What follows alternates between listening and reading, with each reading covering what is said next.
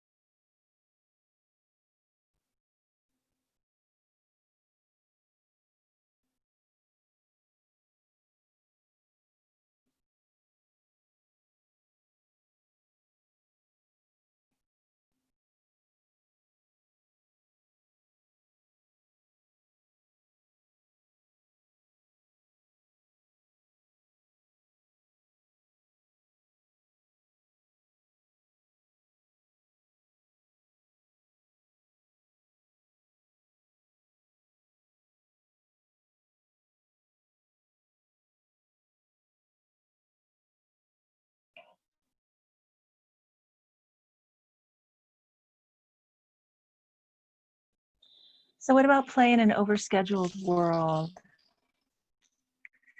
Use what you have on hand. Be spontaneous. Use pots and pans, garden tools, dress up clothes from the giveaway bag. You most likely have all the materials you need for a time machine, and you certainly do for a fort. And don't forget the magic of cardboard boxes. Plan a fun day. This doesn't mean you have to schedule the fun right out of the day, but you can plan ahead for unstructured time. You can also make a space for the fun. Make a mud pit. Go outside to the woods or to the beach.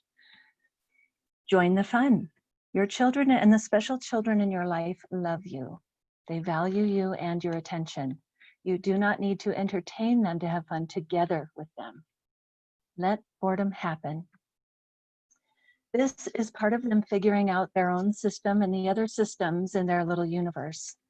They will come out on the other side engaged and in a totally different place if you allow this vital preparatory state to happen.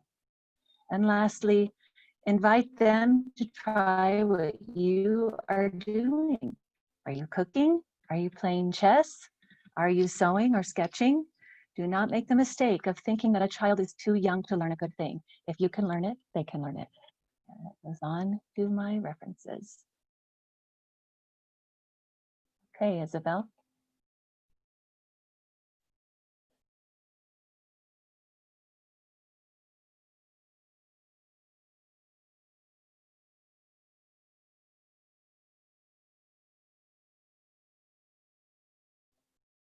You're muted.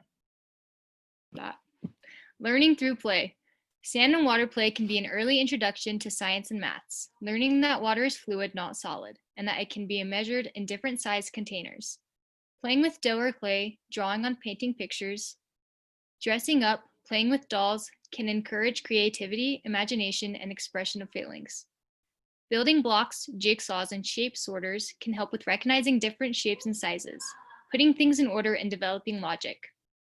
Playing ball games, dancing, running, climbing, all help to develop body movement, strength, flexibility, and coordination skills. Benefits of outdoor play for child development. Outdoor play improves physical development.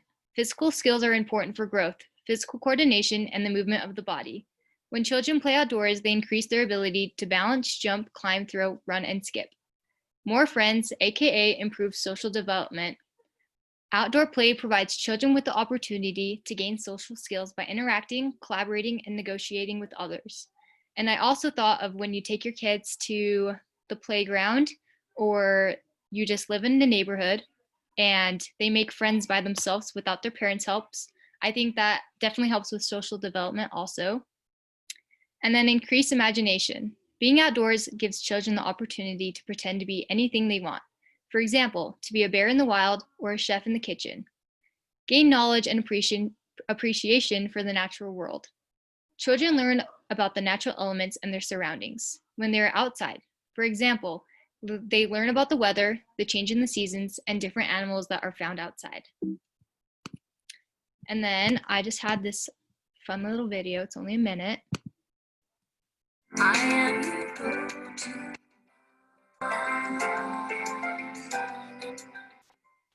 This Go-To Mom moment is brought to you by Child Time. By providing your child the opportunity to play outdoors, you increase their self-esteem and cooperation with others. It also reduces stress and acting out. Children are smarter, happier, and healthier if they have time for unstructured play in the great outdoors. Rocks, mud, twigs, and water are all examples that make up great outdoor play. Being outdoors is a simple pleasure. It enhances child development. Children can label, classify, and experiment with the elements of nature. Try to provide natural play areas in your yard or community.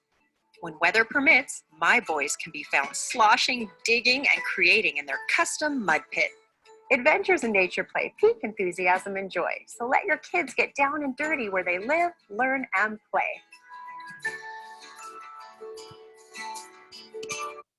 Okay, and I just like that video because it made me think of my childhood, and I did a lot of outside play, and my mom wouldn't let us, take our toys outside, so we had to get really creative with what we played with outside, and we played with a lot of sticks, played in the mud, so it's just really good for child development to play outside. And then 3 benefits of learning through play. Play encourages communication. Play allows children the opportunity to develop speech and language skills, as well as listening skills. Children talk and listen while they play. Play improves cognitive development.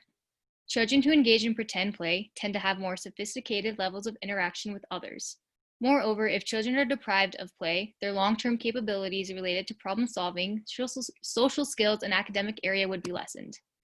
And then play encourages relationship building. Play helps to promote the development of social skills. Children who play with their parents and peers learn how relationships work through their play experiences. As play becomes more important in a child's life, an increase in the number of quality of friendships has been seen.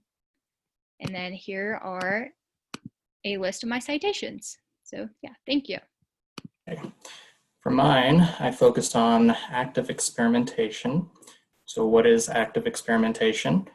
Active experimentation begins between the ages of 12 to 18 months. And Piaget, I think that's how you say his name or her name, really bad names.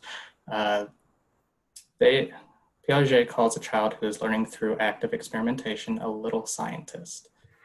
And the reason for that is because little scientists experiment in order to see, meaning that they're constantly using trial and error. They're constantly trying different things. And of course, they fail sometimes, but they keep learning and growing. The benefits of active experimentation. Active experimentation allows children to continue to develop their ability to learn cause and effect. So as they continue to use that trial and error, like I said, they constantly try new things, they constantly fail, and so they try something else. It also helps increase their cognitive learning. It increases their creative thinking and increases their wonder. Activities that can foster active experimentation are puzzles, outdoor time. Letting them explore is really important. It helps them to learn from themselves. Sensory bins. This is something I hadn't heard of before. Not being a parent, it's understandable, but these are bins that you can put a bunch of different things in to kind of help trigger a lot of their senses. In this photo, it looks like they have some rice, some seashells, just a bunch of different things. Bath toys also help with active experimentation as they learn play in the bathtub. One thing that I've noticed being in nursery is these children are so smart. It's incredible what they're able to learn. And specifically, we had one little girl who all she loved to do was play with puzzles. And it was just so evident that she was constantly experimenting with different puzzles. Every time she finished one, she grabbed a new one that she had never done before. And she tried doing that. And it was just adorable and incredible to see. So how can parents encourage active experimentation? This one quote that I love was, "Be open to risk. Part of letting children play is acknowledging that they might get a scrape or bang their knee. And that's okay. If you let children know that you trust them to take small risks, they'll likely enjoy creating and exploring."